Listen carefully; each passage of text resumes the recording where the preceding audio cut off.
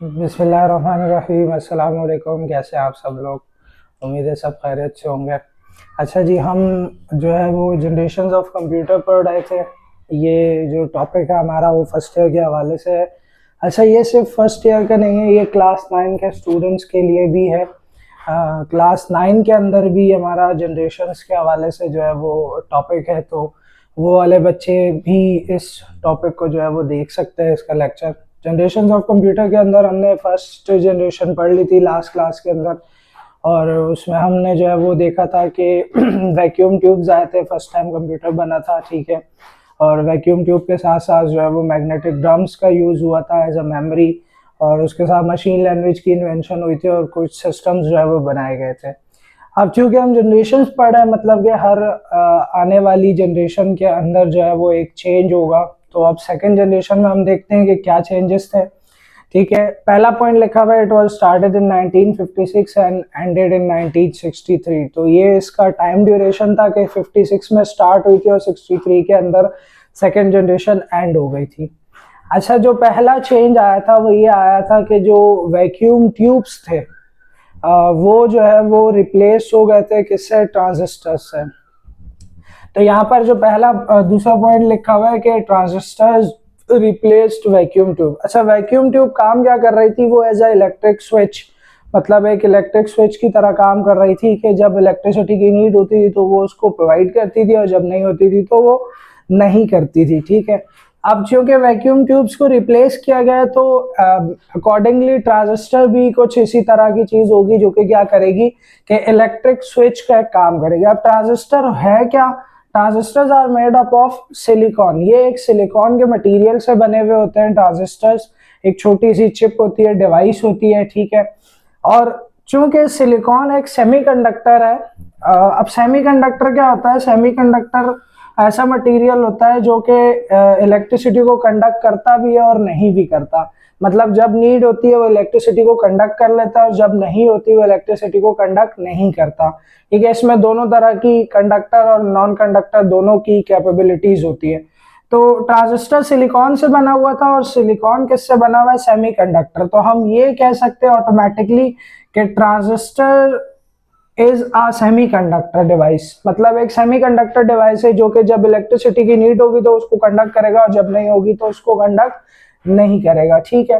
तो vacuum tubes को replace करने के लिए ट्रांजिस्टर्स लगा दिए गए। अब ट्रांजिस्टर्स लगाने से क्या हुआ कि सिस्टम का साइज काफी ज्यादा छोटा होना शुरू हो गया। वो सिस्टम जो एक पूरे रूम पर बेस कर रहे थे, अब वो उसको श्रिंक करके अब उनको छोटा कर दिया गया। अच्छा, और क्या चेंजेस हुई? तो एक नई चीज लगाई गई, magnetic tapes were use as a storage. एक मैग्नेटिक टेप की डिवाइस लगाई गई। एक टेप तरह का मटेरियल होता है मैग्नेट की तरह, ठीक है। आगे जो है वो राउंड सा होता है ये, और पीछे जो है वो इसके टेप्स होती है। पुराने जमाने में भी हम लोगों ने देखा था कि टेप रिकॉर्डर्स होते थे, उनके अंदर जो है वो रील वगैरह लगी हुई होती थी, वो भी एक मैग्नेटिक टेप की तरह का ही काम करता था। तो इन मैग्नेटिक टेप्स को यूज किया गया फॉर स्टोरिंग डेटा, ठीक है। डेटा डेटा को स्टोर करने के लिए यूज किया गया। अच्छा, लास्ट हमने देखा था कि मैग्नेटिक ड्रम्स को यूज किया गया था एज अ मेमोरी। मतलब एक मेमोरी का काम जो है वो मैग्नेटिक ड्रम्स कर रहे थे। इस बार मेमोरी का काम कौन कर रहा है? मैग्नेटिक कोर्स कर रहा है। अच्छा, अब ये कोर्स किस तरह बने हुए होते हैं? बेसिकली ये एक ऐसा बॉक्स होता है, और इसके अंदर जो है वो इस तरह की ये मैग्नेटिक जो है वो कोर्स लगाई गई होती है, रे, ठीक है। इस तरह की लाइंस होती हैं, रॉड्स लगी हुई होती हैं, और ये मैग्नेटिक होती हैं, ठीक है। और कुछ इस तरह करके इनमें जो है वो सर्कुलर शेप के अंदर जो है वो कोर्स लगे हुए होते हैं, ठीक है, ऐसे करके, ठीक है। अब होता क्या है कि ये कोर्स ना, इन कोर्स को हम जो है वो फेराइट या रिंग्स भी कहते हैं, ठीक है। आप इनको फेराइट भी कह सकते हैं और रिंग्स भी कह सकते हैं इन कोर्स को। या तो आप इनको रिंग्स बोल सकते हैं, ठीक है, कोर्स भी कह सकते हैं, और इनका तीसरा नाम है फेराइट। आप इनको फेराइट भी कह सकते हैं, ठीक है। अब होता क्या है कि ये जो ये क्योंकि ये पूरा मटेरियल मैग्नेट का बना हुआ है, ठीक है। जब इलेक्ट्रिसिटी पास होती है तो ये जो आपकी लाइंस, मैग्नेटिक को लाइंस लगी हुई हैं, ठीक है, मेटल की रॉड्स लगी हुई हैं जिनमें रिंग्स है, ये मेटल की रॉड्स क्या करती है, वाइब्रेट करती है। तो जब ये वाइब्रेट करती हैं तो ये जो कोर्स हैं ये रोटेट करना शुरू करते हैं। अब जब ये रोटेट करते हैं तो या तो ये क्लॉकवाइज रोटेट करेंगे, ठीक है, कुछ इस डायरेक्शन में, या फिर ये एंटी क्लॉकवाइज रोटेट करेंगे। तो जब ये क्लॉकवाइज रोटेट करेंगे तो उसका मतलब होगा 1, और जब एंटी क्लॉकवाइज रोटेट करेंगे तो उसका मतलब होगा 0। तो ये 1 और 0 की फॉर्म में जो है वो डेटा को स्टोर करते हैं, ठीक है। मेमोरी को जो है वो इस तरह से वो यूटिलाइज करते हैं कि जब ये क्लॉकवाइज मूव करते हैं तो उसको पता चल जाता है कंप्यूटर को कि ये क्या हो रहा है, कि 1 स्टोर हो रहा है, ठीक है, 1 को स्टोर कर देता है। और जब एंटी क्लॉकवाइज मूव करते हैं तो वो 0 को स्टोर कर देता है। तो मैग्नेटिक कोर्स का यूज किया गया है एज अ मेमोरी, ठीक है।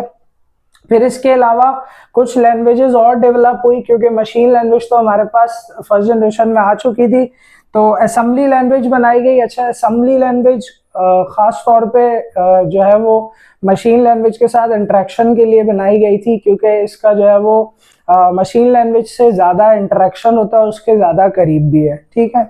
इसके अलावा फोर्ट्रान बनाई गई थी, कोबॉल बनाई गई थी, ठीक है। फोर्ट्रान फॉर्मूला ट्रांसलेशन है। इसका यूज कहाँ पर किया जा रहा था, फोर्ट्रान का जो ज्यादातर यूज था वो यूज किया जा रहा था फॉर रिसर्च पर्पसेस, ठीक है, रिसर्च के लिए यूज किया जा रहा था। इंजीनियर्स इस लैंग्वेज को यूज कर रहे थे, ठीक है। इसके अलावा जो कोबॉल थी, कॉमन बिजनेस ओरिएंटेड लैंग्वेज है, तो ये जितने भी बिजनेस के फैक्टर्स हैं, जैसे फाइनेंस हो गया, अकाउंटिंग हो गया, बैंकिंग पर्पस हो गया, उनके अंदर जो है वो इसको यूज किया जा रहा था। तो ये कुछ हाई लेवल लैंग्वेजेस जो है वो डेवलप हुई थी। खैर ये तो हाई लेवल नहीं है, assembly is a low level language, ठीक है, ये लो लेवल है, लो लेवल लैंग्वेज, ठीक है, ये लो लेवल लैंग्वेज है। और बाकी जो ये दो इन्वेंट हुई थी, ये दोनों क्या है, हाई है, ठीक है।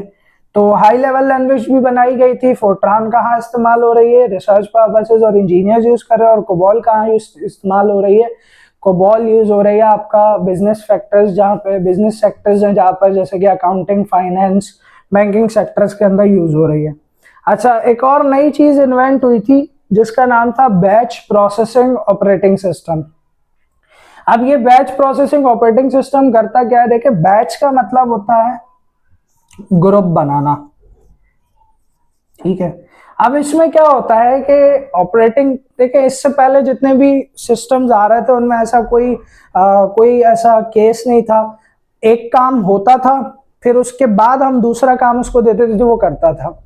बैच के अंदर क्या किया गया कि आप मल्टीपल टास्क एक साथ दे दें सिस्टम को, वो उस पूरे को एक बैच बना लेगा। अब उस बैच के अंदर क्या होगा कि वो सबको लाइन वाइज जो है वो उन सारे टास्क को रख लेगा, एक के बाद एक को क्या करता जाएगा, वो उसको एग्जीक्यूट करता जाएगा।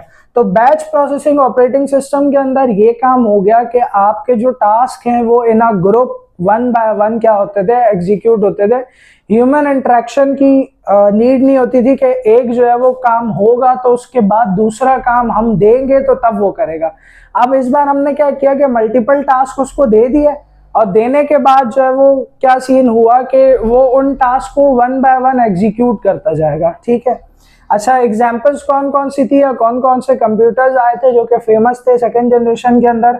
IBM 1401 था, IBM 7090 था, और यूनिवेक 3 जो है वो ये कॉमन एग्जांपल्स थी, ठीक है। तो ये सारी सेकंड जनरेशन की कहानी थी कि सेकंड जनरेशन और फर्स्ट जनरेशन में क्या फर्क था। तो सिस्टम्स काफी ज्यादा स्मॉल हो गए थे, ठीक है, और साथ साथ सिस्टम्स जो है वो क्या हो गए थे, कुछ फास्ट भी हुए थे, एफिशिएंट भी हुए थे, और कुछ नई चीजें भी हमारे पास क्या हुई थी, डेवलप हुई थी।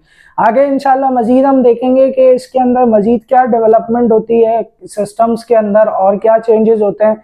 और फिर हम फाइनली जब हम पहुंचेंगे AI के अंदर तो हम देखेंगे कि कितना ज्यादा डेवलपमेंट या इन्वॉल्व एवोल्यूशन जो है वो हो चुकी है कंप्यूटर की। आज हम जो है वो इस वक्त कहाँ पर खड़े हुए हैं, तो ये सारा जो है वो हम डिस्कस करेंगे इंशाल्लाह आने वाली वीडियोस के अंदर। तब तक के लिए मुझे इजाजत दें, अल्लाह हाफिज।